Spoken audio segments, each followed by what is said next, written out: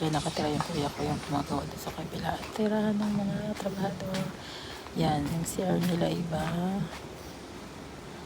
Yung liguan. Ayan, nilagyan ko pa yun sila ng ref. Kainan. Tapos, sa lababo. Tapos sa inyan, tingnan natin kung anong ulam nila.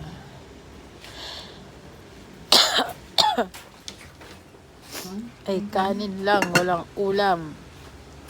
Nandun sila. Lumabas sila na masyal. Ang init ngayon. Oh, diba? Dito kami ngayon. Nagpapahinga lang. Palipas oras. At parang uulan. No? Tapos, Nagdalugdog. yung mga manok mainit. Ito yung pugo namin. Pag nandito kami, ito yung pinapuntahan namin. Yan. Meron na yung Di Wi-Fi at CCTV. Hindi mandar. Yan. May second floor siya. Yan, may Wi-Fi. May Wi-Fi sa bukid.